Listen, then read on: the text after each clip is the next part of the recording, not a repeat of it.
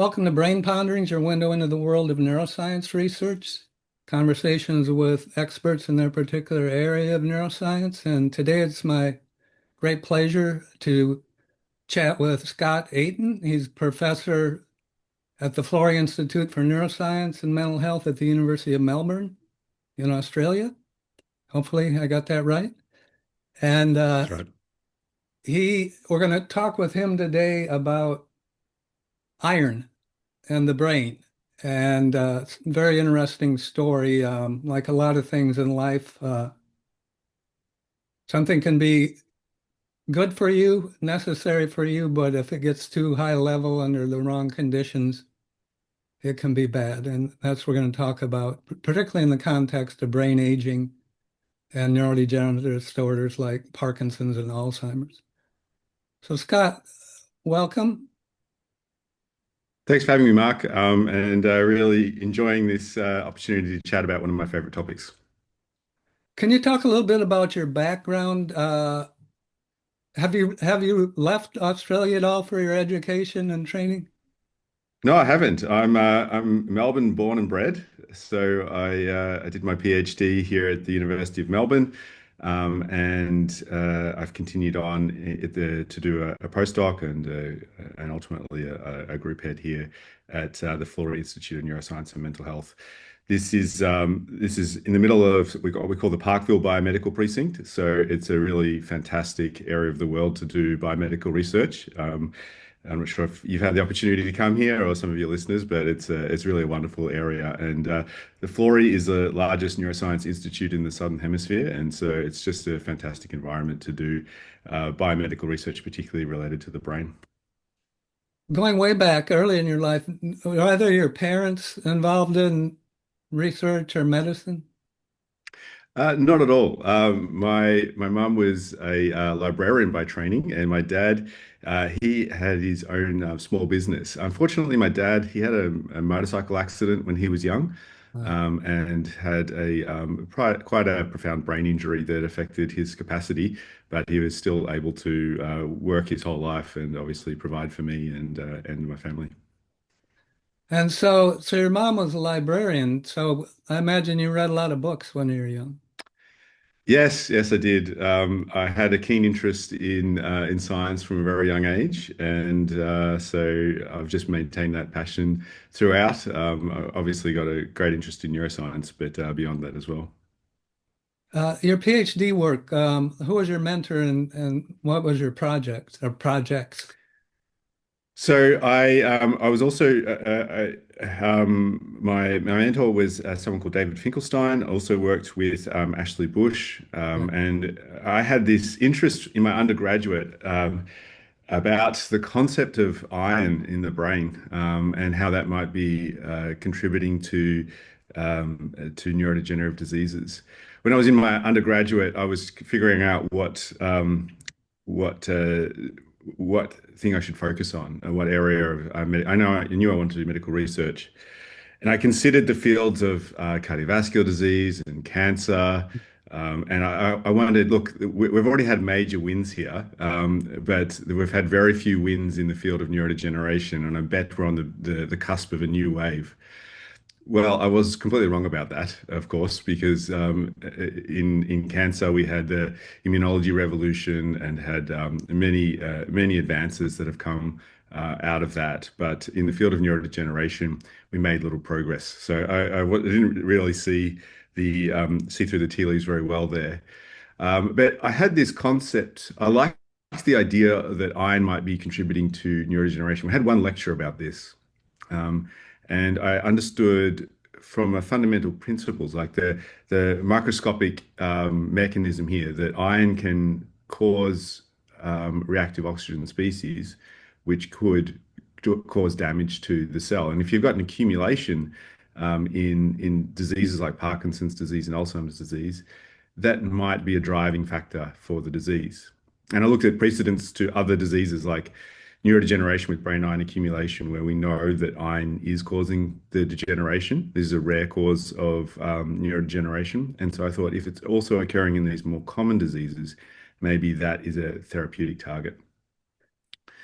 In that time, there was the FDA had just approved a drug called ferroprone, which was a blood-brain permeable ion chelator. This is for a peripheral disease of ion accumulation, beta thalassemia. And I thought that's what we need to use for neurodegenerative diseases. And so I embarked on this in my PhD, developed this for Parkinson's disease, and then later applied that to Alzheimer's disease.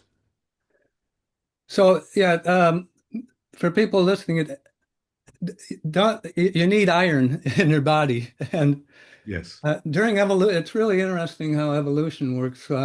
Things that are potentially toxic through generations and generations and selection for individuals which can tolerate the toxicity and get some additional benefit, they develop ways not only to protect themselves against the potential toxicity, but even to use things like iron to their advantage. And we all know about hemoglobin, but iron's a major uh, part of certain antioxidant enzymes, and and also uh, plays a lot of regulatory roles in cells. There's other interesting examples. Hydrogen sulfide and carbon monoxide. These gases, which are toxic, they're first known for their toxicity. Everybody's heard of carbon monoxide toxicity. Hydrogen sulfide is kind of gas given off when volcanoes erupt, and if you inhale too much, it can kill you. But it turns out our brain cells produce both carbon monoxide and hydrogen sulfide gas, and actually use these gases as signaling molecules. So I just wanted to point that out before we get into the darker side of iron. That It's the dose that's a toxin, right? yeah, So yeah, but and yeah, in the certainly the iron case of is iron, fundamental to life. whether it's bound, if iron's normally bound to proteins like ferritin, transferrin, and it's not usually in ionic form. It's the ionic Fe2 plus form uh, that's thought to be can be toxic. Yeah, yeah. And so it's iron's got this special ability within biology to cycle between iron 2 and iron 3. And that transfer of an electron is what can fuel oxidative stress. And when it's bound to a protein, if that capacity to cycle is limited, then that means that typically it's inert or not contributing to what we call oxidative damage. But if that becomes dysregulated, then that becomes a very powerful molecule. And it's reasonably abundant iron. It's a micronutrient, but it's fairly abundant within the body, and that speaks to how important it is. Yeah. We use it for mitochondrial function. We could go on about how valuable iron is to biology. But the very reason it's so valuable is also the reason it's potentially damaging, and in some cases is damaging Yeah. because this is a very powerful capacity to generate oxidative stress. All right. So, how does iron uh, damage cells? Well, so there's this chemistry that iron has that also occurs within biology, and it's related to Haber-Weis-Fenton chemistry, where iron can transfer an electron from when it becomes iron 2 to iron 3, an electron is released, and that electron is used in redox reactions, or is the basis of redox reactions, which causes it can cause oxidative stress, and through intermediates such as a physiological reactive oxygen species called hydrogen peroxide. When iron reacts with this, it can create a very unstable and reactive molecule called the hydroxy radical. And that hydroxy radical is got the ability to react with many things within biology and cause an energy transfer there, which is damaging to that molecule. And there's nothing in biology that effectively stops this. And so we just need to deal with that damage that occurs. So that happens all the time. It's part of biology, and we've learned to deal with it. And so it can affect DNA, and that can cause mutations, and that might be contributing to things like cancer. It can also affect proteins, and so you damage a protein, you need to make a new protein, or it can affect the signaling of these proteins. But I think most important for neurodegenerative diseases is that when it attacks lipids, because when you cause this reaction on a certain type of lipid, polyunsaturated fatty acids, this can propagate a chain reaction, which one lipid will cause a peroxidation reaction on another lipid and another lipid, another lipid, another lipid, another lipid. And when it does so, it causes damage to, unretrievable damage to the lipid membrane. And then that causes the cell to die. And that's a process, a type of cell death that we call ferroptosis, it's so named because of the role in iron in propagating that reaction. So you mentioned hydrogen peroxide, and peroxide is produced in the mitochondria during their normal respiration. They produce superoxide anion radical, and then that's converted by the superoxide dismutases.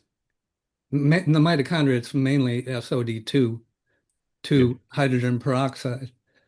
Um, and okay, so the lipid, as you know, we did a little work on a particular lipid peroxidation product.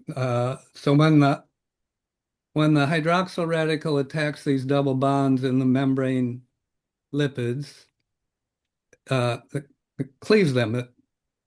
Yeah, essentially they fall apart, and you can get different lipid peroxidation products, bits of lipid, and we did a lot of work on a 9-carbon bit of a arachidonic acid mainly is where it's coming from, probably called 4-hydroxynonenal, which is kind of interesting. You want to talk about it, or you want me to Oh, talk I about think it? you're the expert here.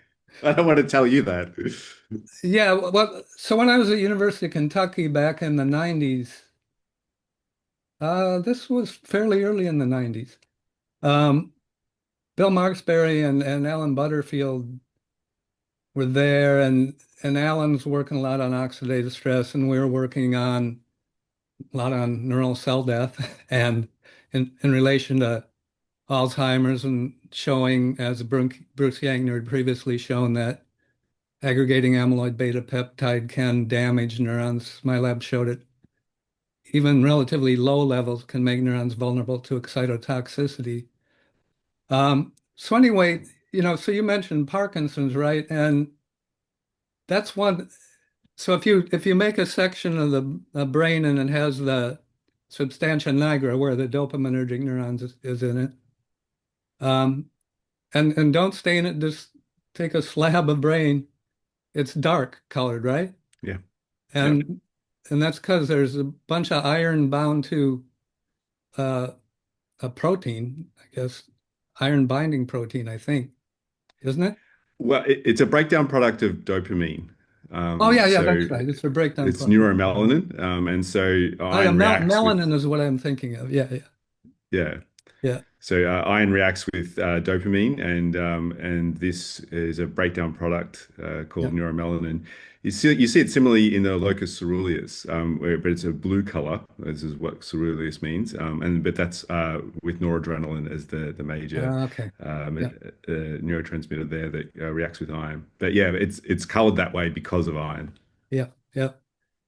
And and anyway, if you measure levels of this lipid peroxidation product, 4-hydroxynonenal, in substantia nigra or in vulnerable regions of Alzheimer's patients post-mortem, or even in cerebrospinal fluid, Bill Marksberry found uh, levels are elevated, indicating there's lipid peroxidation occurring. But that doesn't really, that's kind of an association. We showed in culture you can add 4-hydroxynonenal to neurons directly, even in the absence of iron, and that's not good for them. uh, Yeah. because it covalently binds to certain proteins. We had evidence that binds to some ion transporters that normally move sodium calcium back out. One of the graduate students had evidence that binds to a glucose transporter, so may impair energy availability. Um, but you've been doing so that's kind of basic research, mainly with cell culture, actually. But been actually trying to do more translational things. I think move things toward the clinic and towards, based on your early, you know, experience with iron chelator, I guess. And Yeah, so during my PhD, I explored this molecule, deferoprone, as an ion chelator, and I tested this in animal models of Parkinson's disease.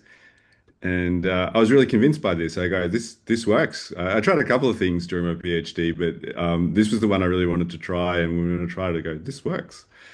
So I was really excited. And and and and Scott, yeah. which Parkinson's models were you? Well, this was back in the day, so we used the toxin models, MPTP, 6-HDA, which cause essentially mitochondrial toxicity, but this leads to an ion accumulation and selective neurodegeneration to the substantia nigra neurons that are affected in Parkinson's disease. But also, I was using a model which I thought was quite nice. There's a disease called aceruloplasminemia, and so this is a copper. Ceruloplasmin is a copper binding protein, but its function is to cause ion export. So it allows ion to be removed from the cell. And this is one rare cause of neurodegeneration with brain ion accumulation. So you have the inability to transport ion out. You get an accumulation of ion, and Parkinson's disease is one of the symptoms that can result. So I thought that this is an interesting proof of principle model we could use. So I took mice with a lack of ceruloplasmin, and they developed a motor phenotype that was able to recover with deferoprone treatment. So I was quite excited about that. I also went through some of the mechanisms of how iron might be elevated in the disease, looking at both postmodern brain and animal models. And I thought that was really great model to pursue. And at the same time, someone I didn't know at the time, but we had the same idea. So this was someone called David Devos in Lille, France. And he and his group had the same concept. We could use deferoprone, and he was at the same time looking at animal models of Parkinson's disease, and he even then did an early clinical trial in Parkinson's disease, and that showed a benefit. It was an early study, but there was a signal for benefit, and that spurred me on even more to say that this might be a molecule that we could further develop. But because he'd taken the lead in Parkinson's disease, I said, well, why don't we apply this to Alzheimer's disease? Hmm. And that's when I went on to focus more on Alzheimer's disease. And were there follow-up clinical trials in Parkinson? That is a long story here. So yes, indeed. There was a couple of early studies in phase 2 studies that showed deferoprone improved people with improved motor symptoms of people with Parkinson's disease. But they're always early studies. You kind of hard to really know. But what we did know is that it did lower the iron in the brain. You can measure iron in the brain by a process called with using MRI essentially. Um, Hmm. and so it engaged the target, and we saw a benefit. Then fast forward in, I think it was 2023, we, along with David and colleagues, led a phase 3 study on deferoprone in Parkinson's disease. And the result was it markedly worsened clinical symptoms. Huh. This was a very large effect. And this obviously was in conflict with the early studies and our preclinical work. And so we're trying to figure out what's going on there. It was only a 9-month study, but in several hundred participants, and the result was very clear. And God, immediately so we thought, yeah, some of these chelators are not specific for one metal. I don't know if that's true. In other words, they may not only chelate iron, but they may chelate, I don't know, some other metal. correct. Yeah. Yeah, particularly other divalent metal ions like like copper. Uh, it it is a stronger ion chelator than it does bind to these other metals, and iron is more abundant than these other metals. So I think it's reasonable that iron was the target here, but we will never be able to exclude that it's other metals that might be mediating the What about effect. selenium? No, it won't bind that. It won't Selenium is bind. not a metal. Yeah, No. yeah, And yeah, it's selenium is mostly in an organic form within the yeah, body, bound to a protein in cysteine. yeah. So this result was a marked worsening, more obvious than what we thought that could occur reasonably by accelerated neurodegeneration. And indeed, when we looked at the brain volume, or when they looked at the brain volume, actually there was increased with the ferroporin treatment compared to a placebo. So there was an incongruity there. And then we had the idea to maybe think that this was a symptomatic worsening. And then one thought we had that was always in the back of our minds for such a long time, but we dismissed it, is that tyrosine hydroxylase, the protein that is responsible for the production of dopamine, that's an iron-dependent enzyme.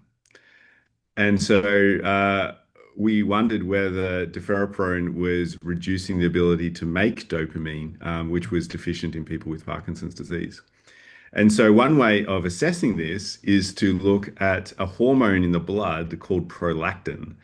Prolactin happens to be regulated by dopamine in the pituitary gland. So, the release of prolactin is regulated by dopamine from the hypothalamus that integrates into the pituitary gland.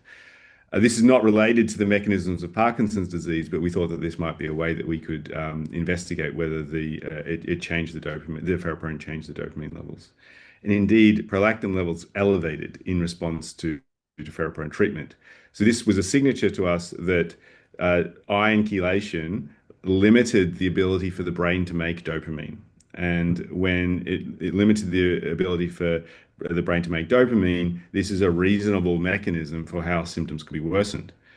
So there was another clue here because patients were much worse in this phase 3 clinical trial. In the early studies, we saw a benefit. How can this be reconciled? Well, in this phase 3 study, patients were not allowed were not allowed to take dopamine as a treatment. So usually when you get Parkinson's disease, you take dopamine as a supplement, as an actual drug, and this recovers the symptomatic benefit. It doesn't affect the underlying cause of disease, but it does improve the symptoms substantially. Now, in the early studies, the patients were allowed to receive dopamine Right. as a treatment. And so what we did in the early studies is that we masked any symptomatic worsening because the patients received enough dopamine to not have that a worsening of symptoms, but because ferroporin was lowering the abundance of dopamine. In the phase 3 study, however, the patients already had low dopamine, and we limited it further because we inhibited the enzyme that it makes the dopamine, and we needed to give the patients even Huh. more dopamine. So this leads to a symptomatic worsening, but potentially, we don't know, but potentially the underlying disease was slowed even though the symptoms worsened. And so one potential here is that if we gave the patients dopamine to compensate for the symptomatic worsening, we could both preserve symptoms and also slow the underlying disease. That's a hypothesis. We actually don't know. It could just be that the ferroporin made patients worse. And that could be the case for another disease I've worked on, and that's Alzheimer's disease. And I can tell you that story too. Okay, so hypothetically, let's say tomorrow you were diagnosed with Parkinson's disease. Yeah, and the early treatment is levodopa, right, to Yep. kind of alleviate the symptoms. So would you take the iron chelator plus levodopa? I'm not here to give medical advice. Need to I, do a clinical the, trial, right? Another clinical yeah, trial. the reality is, I think for Parkinson's disease, the jury is still out. Would But you I think it volunteer for the also, study? Would you volunteer to be a subject in the study? um, well, I think that it should also be informed by our results that happened with Alzheimer's disease, Oh, okay. because All right. that changed the picture as well. So One last that result came early this year. one question before we switch to Alzheimer's. What about just normal subjects? You know, if you decrease dopamine somewhat with the iron chelator, just in a healthy, normal subject, would you predict there'd be any behaviorally detectable deficits? Well, this was the puzzle. Apparently not. So Hmm. well, at least in so people, this is a prescribed drug, and Ah, deferriprone and similar ion chelators have been used for decades to improve or to treat a disease called beta thalassemia. So in beta thalassemia, patients receive blood infusions, but then they get an accumulation of iron, and that they need to have ion chelation therapy, and that extends lifespan for decades. It's a very effective treatment without apparent cognitive side effects okay. or motor side effects. Now, this is and used at much higher concentrations than we were using in the Okay. clinical trial for Parkinson's and Alzheimer's. Now, this is in the context of iron overload, though, and also they don't have an underlying dopamine deficiency. And so that gave us confidence initially to say this seems to be safe. There's no apparent neurological effects. Let's see Yeah. if a Yeah. lower dose might be able to Yeah. improve patients. But maybe in the context of Parkinson's disease, where there's already a limitation in dopamine, maybe this ion chelation is then these effects are more apparent, whereas a normal subject is more robust against any loss of iron. Okay. Alzheimer's disease. Alzheimer's disease. Okay, so this again, both the iron in Alzheimer's and Parkinson's disease are very old stories. You can go back into the 50s to see papers showing iron elevation in Alzheimer's and Parkinson's disease, but it's really been a niche area in both fields. But I thought this was interesting because of the capacity, the ability for iron to cause radicals when inappropriately contained.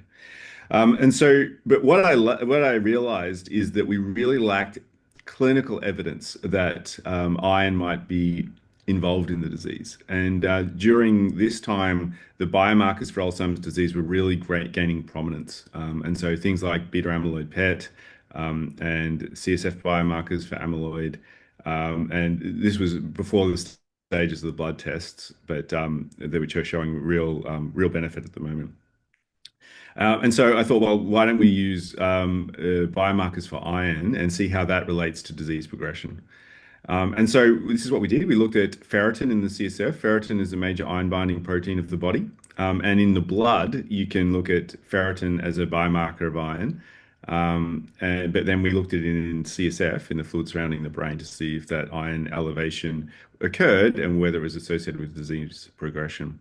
And at the same time, we looked at an MRI ability. So there's a new technique that we could use the MRI, new at the time, to use MRI to measure iron in the brain and to see if this was associated with disease progression. And then we corroborated all those results with post-mortem studies, which we had a cognitive decline in the years prior to death. And so we could map it all out. In each case, we found this, that we generally saw iron elevation. It wasn't such a strong result, particularly compared to Parkinson's disease.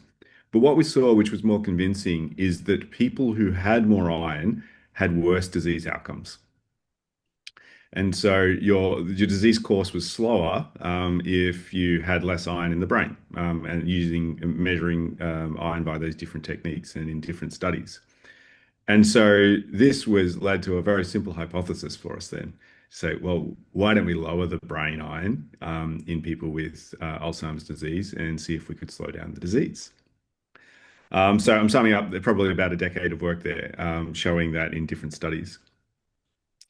And then we embarked on a similar study to what has been done for Alzheimer's disease, where we used deferoprone and looked to see if this slowed down disease progression in a phase 2 study of people with Alzheimer's disease. So these were confirmed Alzheimer's disease using amyloid PET, and we looked over the course of 1 year to see what the cognitive trajectory would be. And at the end of the study, we were able to show that that the deferoprone lowered iron in the hippocampus, which is the area most affected by Alzheimer's disease. And so we're confident that the drug worked in the way that we thought it would do. But the result is it dramatically worsened cognitive outcomes. And this was a large effect. And so we were, obviously shocked at that. And also with this study, we found different to what happened in Parkinson's disease. Actually, there was increased atrophy to the brain in certain regions, and those regions were in the frontal lobe. And what we saw most profoundly affected in terms of worsening cognition was worsening to executive function. So I think the read while we can paint a more rosy picture for Parkinson's disease, Alzheimer's disease, it was quite clearly a negative result, showing that lowering iron worsens the disease. But with that, this is, I feel this is tragic for patients who are involved in the study. But what we did learn out of this is that it wasn't that it was a null result, that it worsened disease outcomes, and in such a large way is very informative. It says that iron is having a very important role in the brain in someone with Alzheimer's disease, and that if lowering iron has such worse outcomes, then maybe we can change the pathway in a different way to lead to better outcomes. I'm not sure whether that's adding in iron or affecting the pathway in a different way, but it certainly gave us a large clue that iron is an important component of a disease progression in Alzheimer's disease in a way that we didn't appreciate before. Now, if you right, so we briefly talked about, iron is normally bound to some proteins, ferritin, transferrin, there's some others. Um, but the iron chelator should only be binding to free iron, right? It, Yeah. and pulling that out. Uh, but might it be possible that somehow the chelator is depleting? It must be depleting iron in an important that's serving an important function in the mitochondria. Maybe it's somehow compromising mitochondrial energy metabolism or something else. And I think that's something that could be looked at, going back to more basic types research in cell culture or animals. Oh, certainly. And we've continued to investigate this. Obviously, this was a shocking result for us, and and we're in the midst of trying to reconcile what's happened here.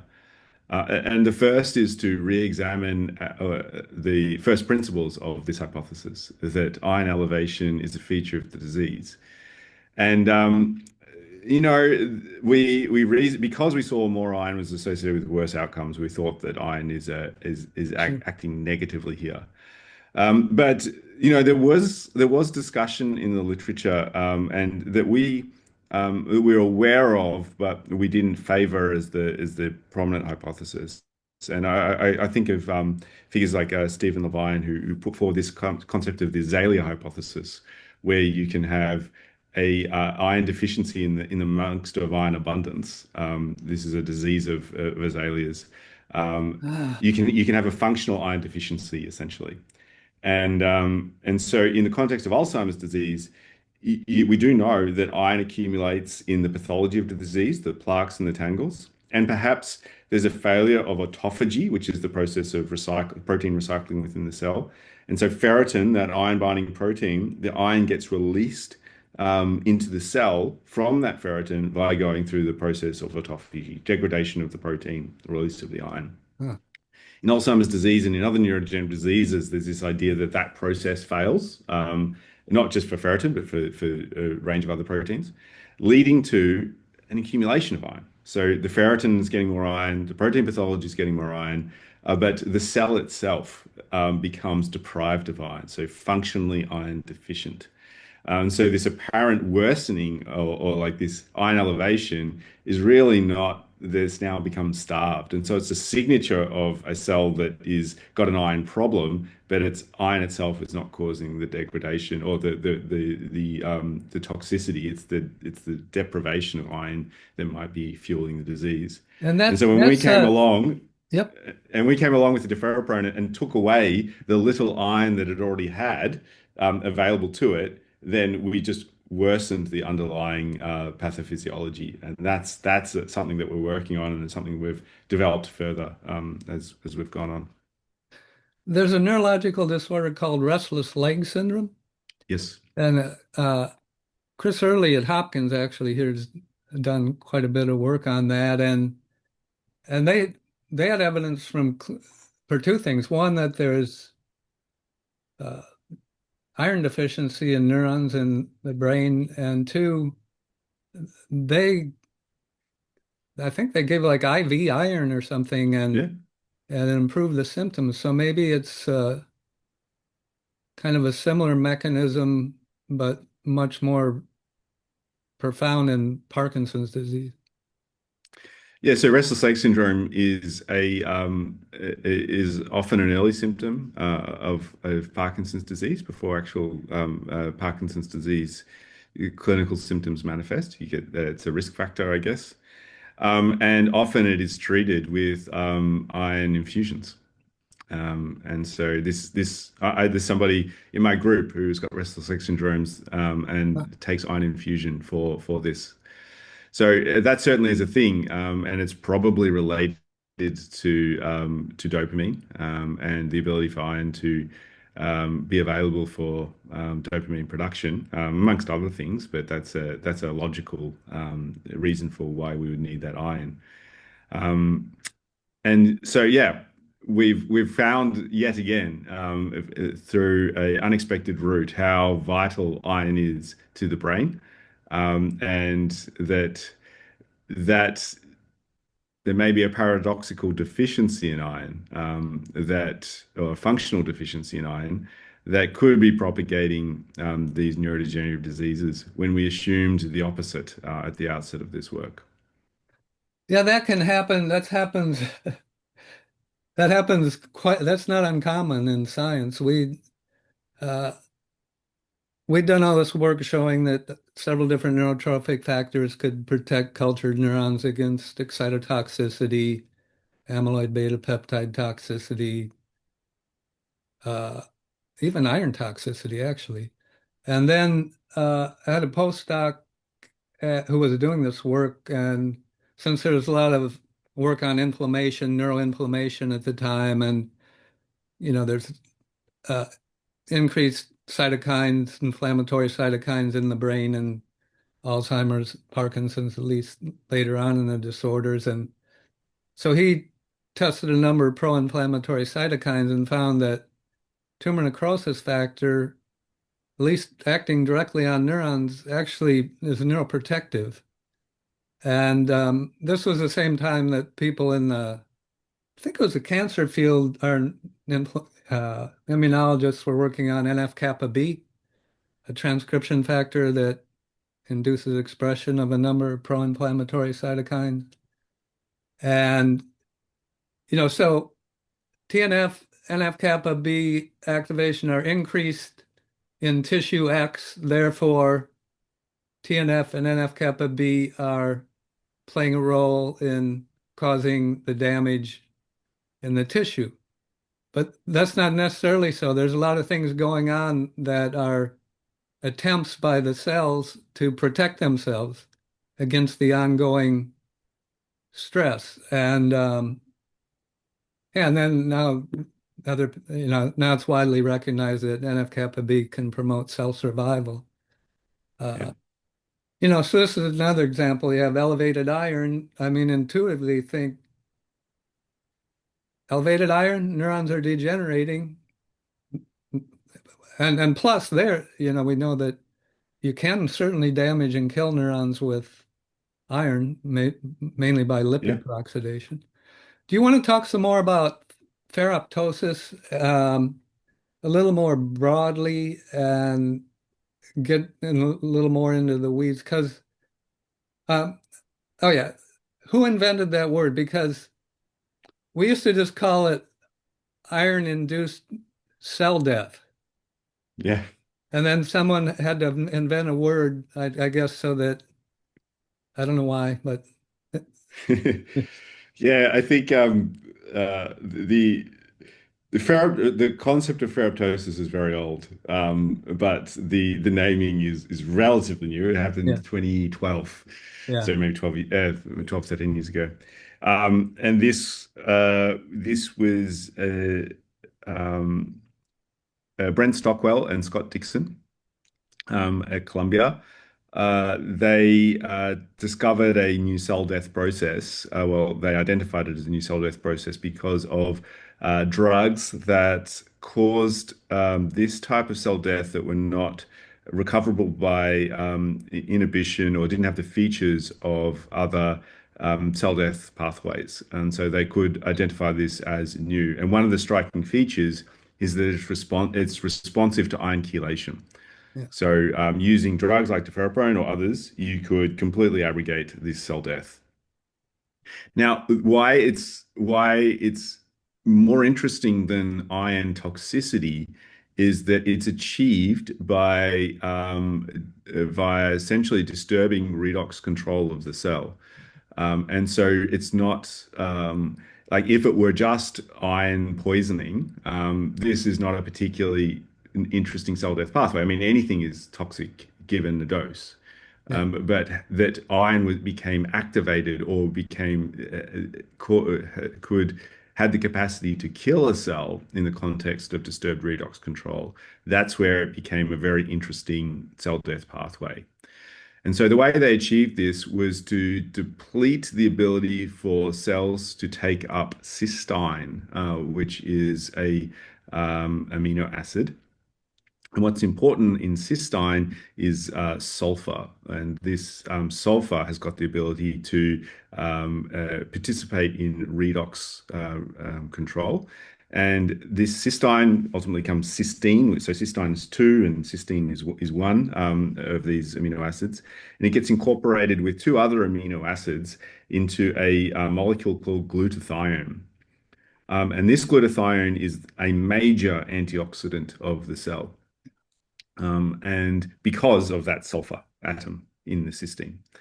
Now, this glutathione becomes oxidized and reduced, and you can this one what we've found in ferroptosis, and this is work that Brent Stockwell also championed, but actually was shown in an earlier stage by Marcus Conrad in Helmholtz in Germany, showed that the most important enzyme related to glutathione was a protein called GPX4 or glutathione peroxidase 4.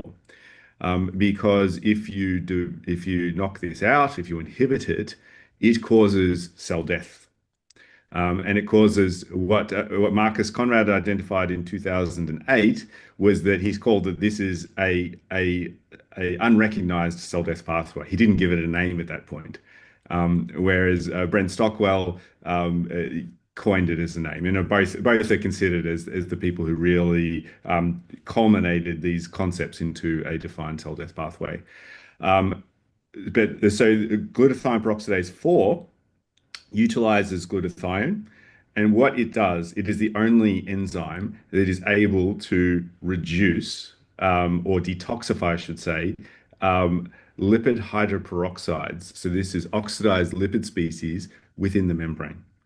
So you get an oxidized species within the membrane. I mentioned before that iron's got the ability to cause this oxidation of the plasma membrane. And there's a chain reaction, bang, bang, bang, bang, bang. And this happens all the time. It's a normal feature of biology.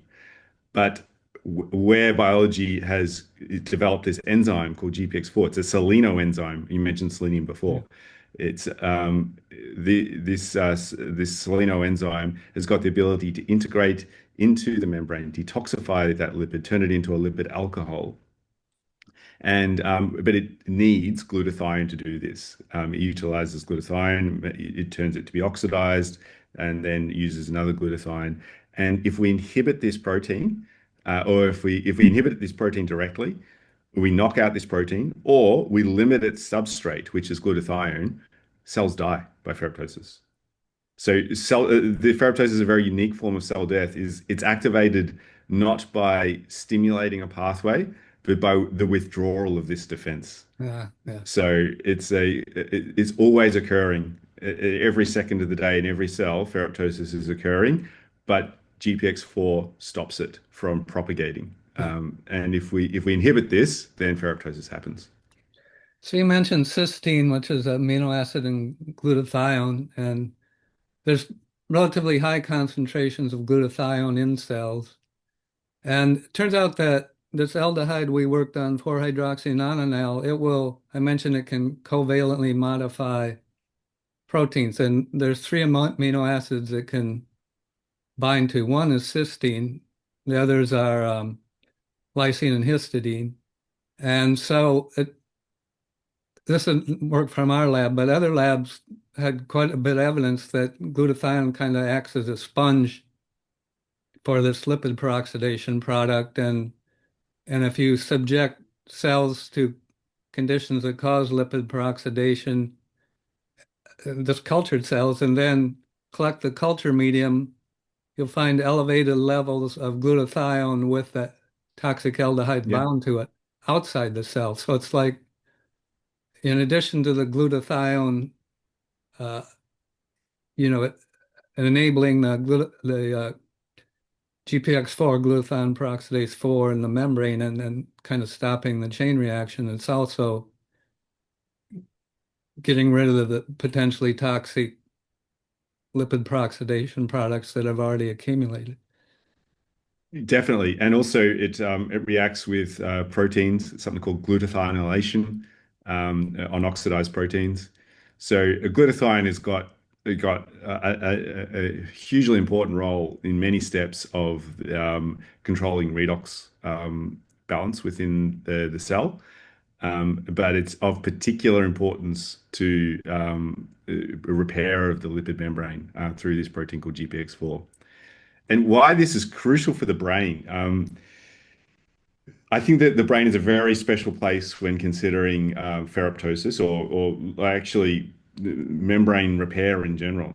And that's because it's the shape of a neuron, the shape of even a glial cell, is highly irregular.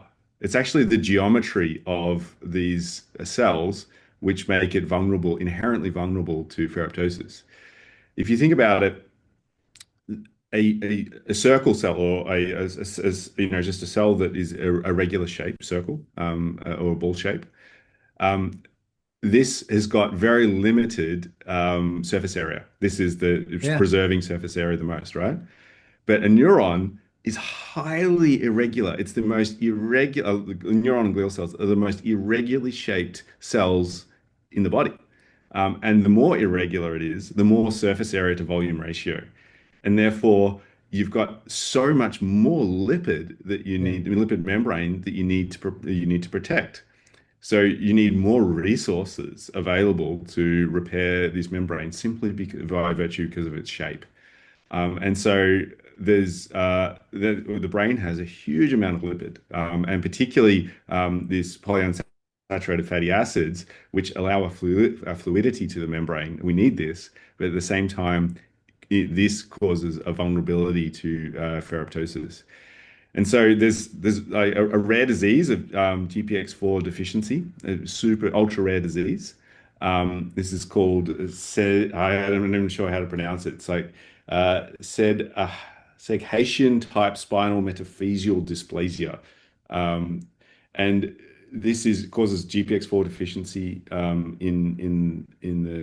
in the body, but it predominantly affects the brain, and you get a neurodegeneration in young children, and it's often fatal. It's usually fatal. So the brain has got a special case for ferroptosis just by the virtue of its irregular shaped cells. And the neurons are excitable. They have a Yep. high energy demand, high free radical production, Yep. and all this is occurring in very small spaces. And the you just mentioned that the brain is so compact, and it wants to be compact because the bigger it is, the longer neurotransmission takes. And so the brain has got a wants to be as small as possible, so therefore allows fast transmission.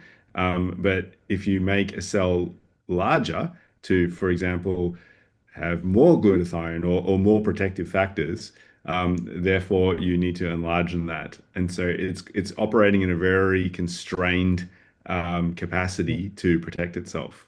Yeah. Um, and so we can talk also about energy. I think energy and how the brain utilizes energy is also fundamental to how it protects itself against ferroptosis, and perhaps is why we saw that ion chelation made patients worse in Alzheimer's disease and Parkinson's disease related to mitochondrial function.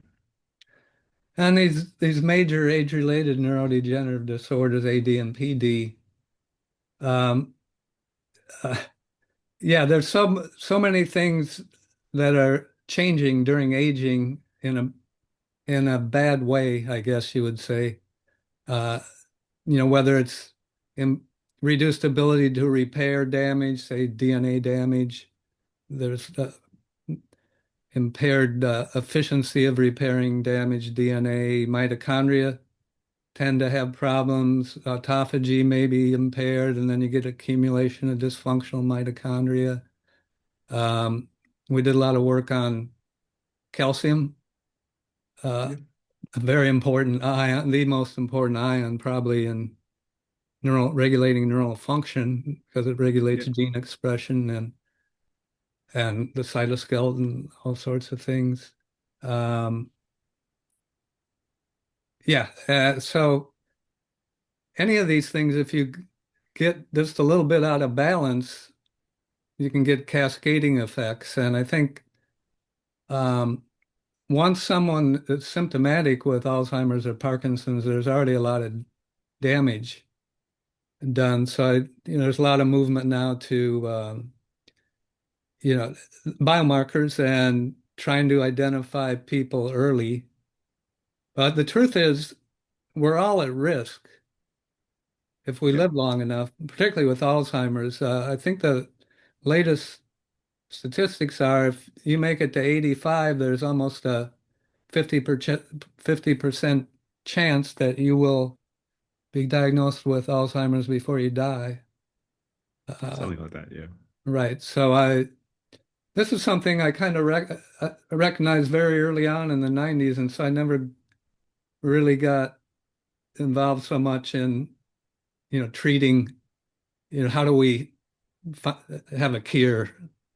I think it's not likely we're going to have a cure. Maybe we can have something that stops the disease process in its tracks.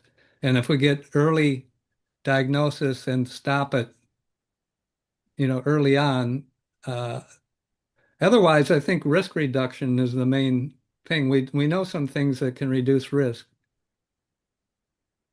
Yeah, look.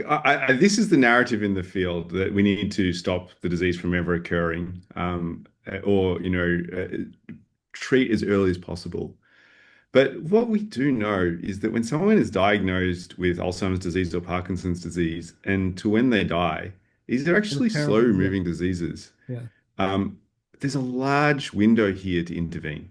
yeah, And we may not be able to cure this disease, but we can have these as chronic diseases rather than diseases that ultimately progress to those most extreme cases. And that's really what we want to achieve at this point. yeah. Like when we're talking about quite elderly people, we don't necessarily need to get them back to peak performance, but we want to,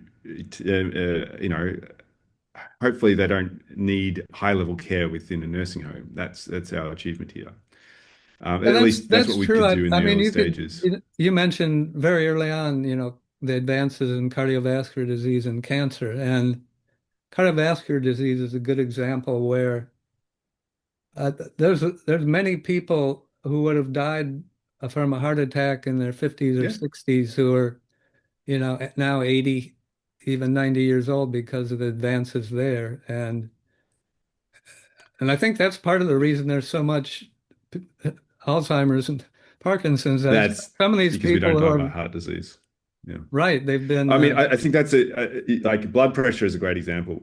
We know the risk factors that contribute to blood pressure, and it would be wonderful if society decided that they're going to not drink, not smoke, eat well, and exercise well.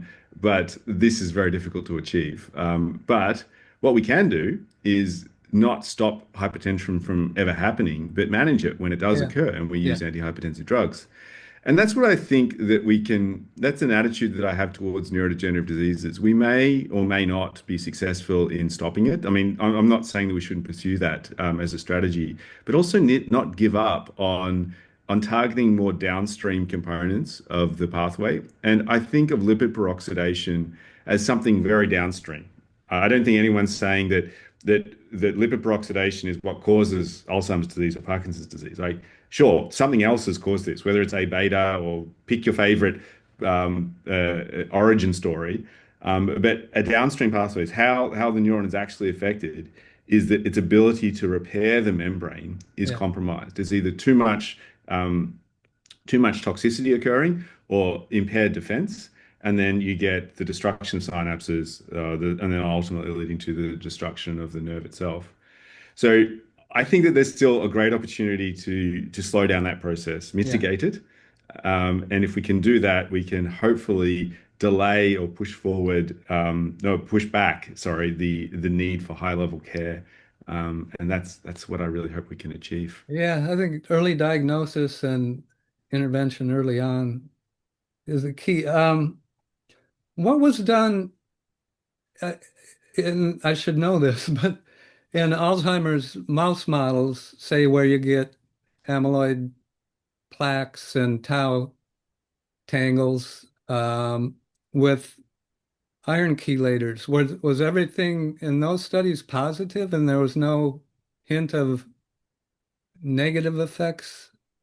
Yeah, there was a series of studies using ion chelators showing, and this wasn't done by me, but by others showing ion chelators benefit Alzheimer's disease mouse models. I I'm a little bit cynical with these. I think that a warm blanket can sometimes protect against an Alzheimer's disease mouse model. It seems like everything works. Yeah, So I, uh, I didn't put a whole lot of weight other than to see that we didn't see any worsening of symptoms with this, and whether these Alzheimer's disease mouse models really recapitulate the ion changes that are happening. And in fact, you get very little neurodegeneration in an amyloid mouse model. Um, that's true. Yeah, so, so if we're targeting degenerative processes, yeah.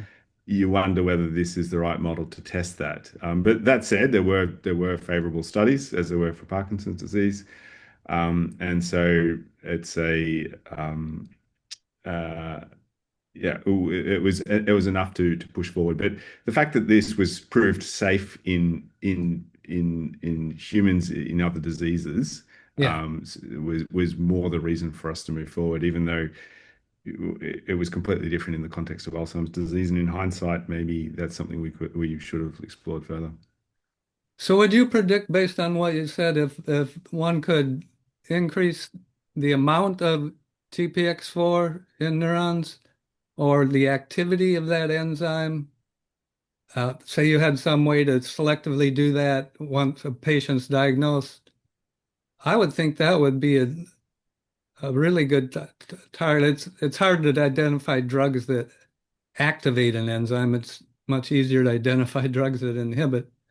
But Yeah. you could do gene therapy, I guess. But that's although Yeah. did you see the latest the Huntington's disease trial with Yeah. I um, saw that. I think that's an early stage study. it's early, yeah, It's it's again, early. yeah, it's against historic controls. Look, super promising. And I think let's see what happens with that.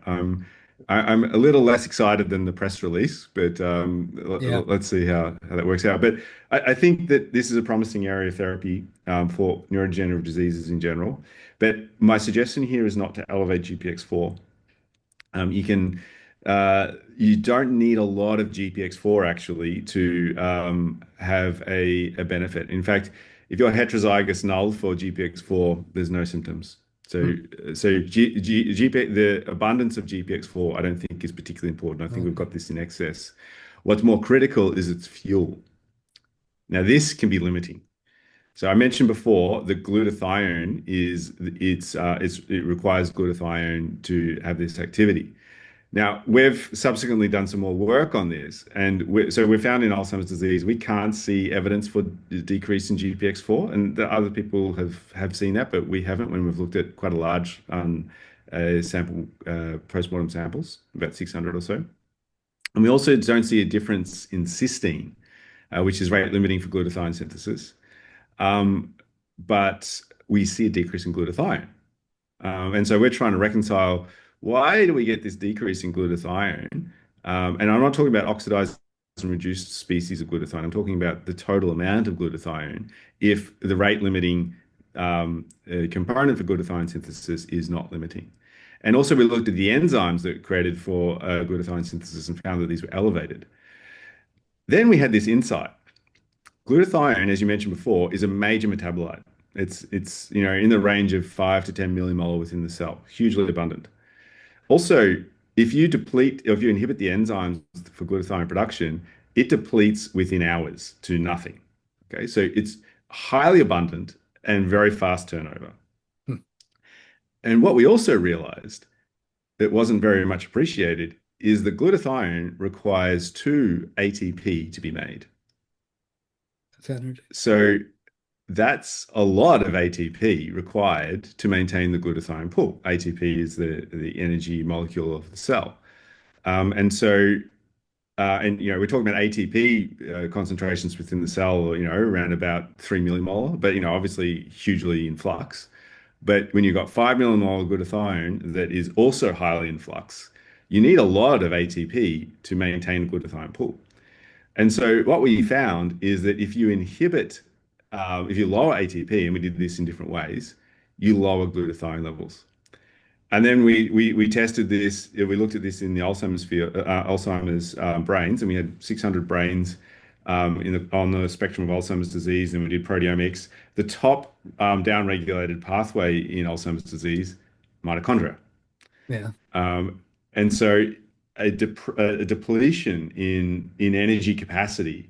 This is a well-recognized feature of Alzheimer's disease and other neurodegenerative diseases. A depletion in the ability to sustain the amount of energy required for the cell can lead to a number of problems. But one of those problems will be low levels of glutathione and less ability to protect the membrane. And less ability to protect the membrane, leading to potential degenerative processes. So I think how can we learn from a therapeutic perspective where to go forward with this? I don't think elevating cysteine is necessarily the way to go because we've got enough cysteine. I don't think it's elevating glutathione peroxidase 4, GPX4, is the way to go, or increasing selenium. I think that's okay.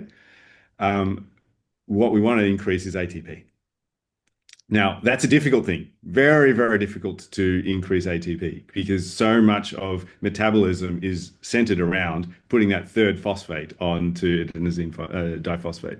It's a very difficult thing to do. We can improve mitochondria, so mitochondrial drugs or that protect mitochondria might be beneficial.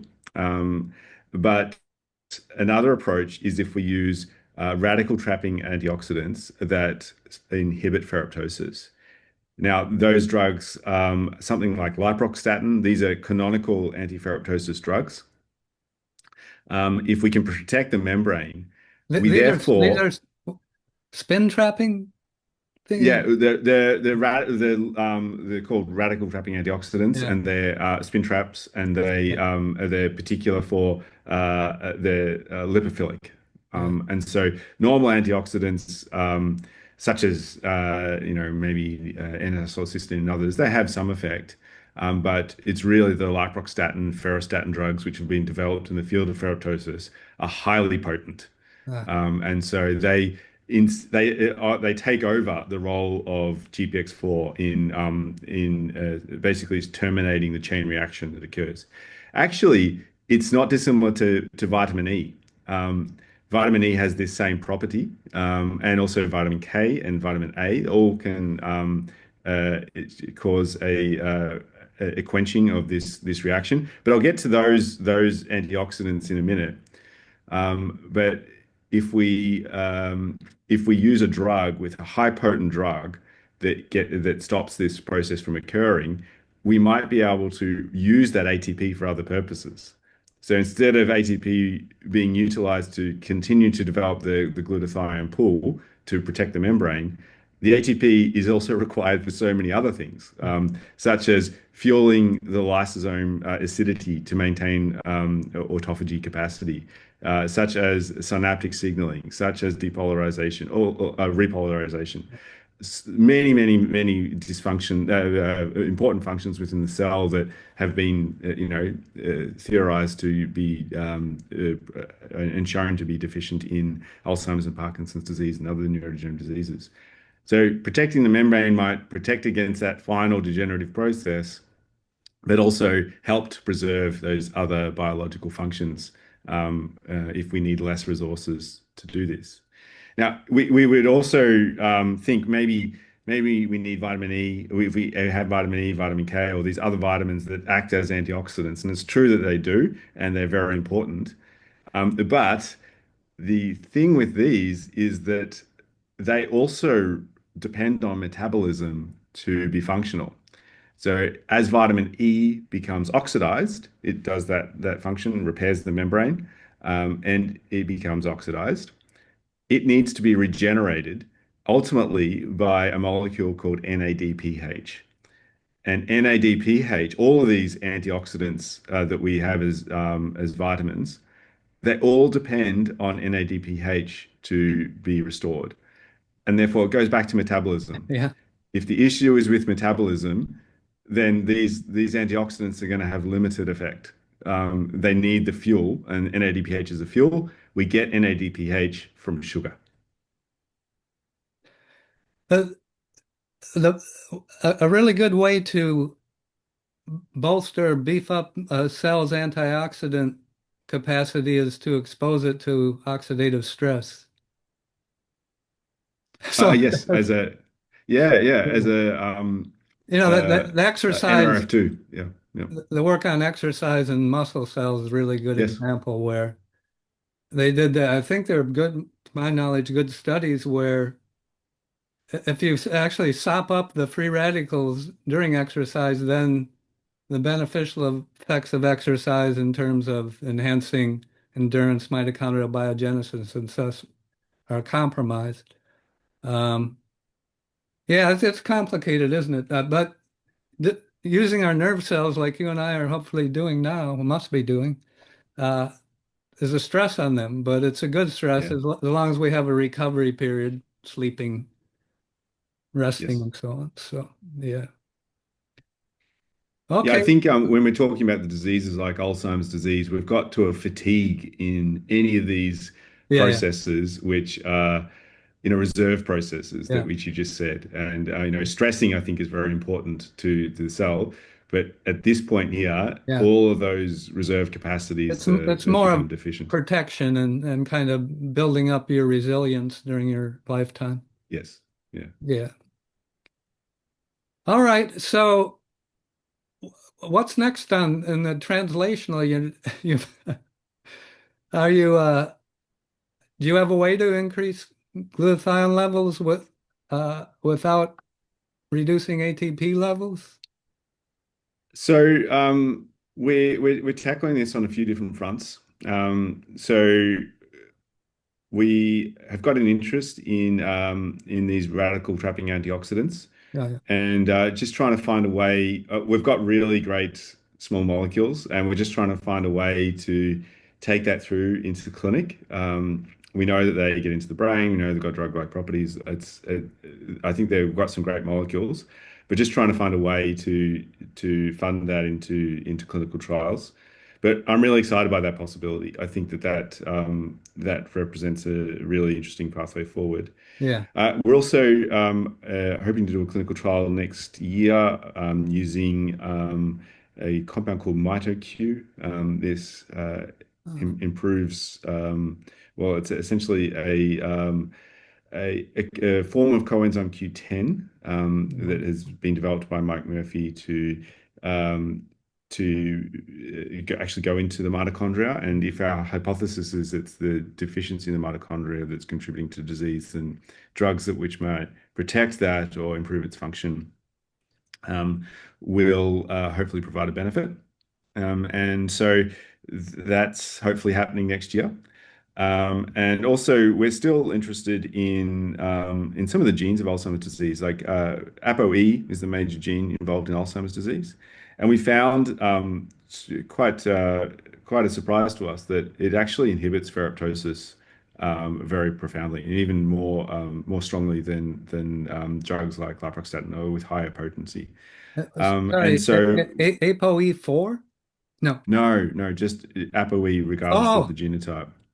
Uh, we did one study this long time ago. So now I gotta get the differences between ApoE2, E3, and E4 is that, let me see if I get this right. In uh, E2 and two amino acid sites on yeah, the protein, they're cysteines. In ApoE3, one of them's a cysteine, the other's not. And in ApoE4, neither of them are cysteine. And yeah, we had a paper where we proposed that ApoE was acting as an antioxidant, sopping up 4-hydroxy. Well, we were on the 4-hydroxynonenal story then, so he said, "Oh, maybe this lipid peroxidation product's binding to the ApoE. There's a lot of ApoE in the brain. Maybe it's like glutathione. It's like an antioxidant." yeah, potentially. This is the one of my frustrations in the field of Alzheimer's disease is there's a million studies saying that Yeah. ApoE4 is bad, but very few studies that say how it's bad and what Ah, is the yeah. biological basis Yeah. of its actual mechanism for Do, how do you it's know the paper contributing I'm to talking disease. about? Our paper? I think I've seen this before. This is what This you've said long, is this quite is in the familiar. 90s, and it was in, Yeah. I don't know, J Neurochemist, not in a, kind of a second tier journal. But I can send it to you. No, I recall I obviously worked a lot with Ashley Bush, who was interested Yeah, in this yeah, concept as yeah, well. And so I think I think we were thinking along the same lines for a yeah, while, yeah. but we found that in this context at least, it's acting via a signaling mechanism to inhibit the ferroptosis pathway. So it's receptor mediated. But I Here's what we did. don't. We had, Yeah. I think, I hope I'm not inventing something in my mind that is we didn't do because maybe it was the next thing we were going to do. Um, there's some pretty good antibodies that only bind to proteins when 4-hydroxynonenal is bound to the Mm, protein. And I'm pretty sure what we did is we took recombinant E2, E3, and E4, exposed them, just the protein, just expose them to 4-hydroxynonenal, and then did an immuno, it's kind of proof of concept that those two cysteines may be binding quite a bit because it depends where they are. Proteins have a three-dimensional conformation, yeah. right? And so in theory, if the cysteine's like way buried in the middle, then maybe this lipid doesn't even get in there and can't bind. But anyway, so I'm pretty sure we did that, and that's kind of the evidence that E2 binds more H and E than E3, and then E4 much less. Yeah. Yeah. I think that's yeah, interesting idea. Obviously, ApoE is a lipid binding protein, is a lipoprotein, and so its Yeah, ability to bind these truncated species, it's quite plausible. yeah. Okay, well, thanks again, Scott, for taking the time for this. I appreciate it. You got up a little early. I'm staying a little later than usual doing this stuff anyway. And Oh, Mark, it's been a great pleasure to speak with you about all things neurodegeneration and oxidative stress. These are my favorite topics. yeah, it was great to talk to you. And keep up the good work. I'm retired now, so I'm not don't have a lab anymore.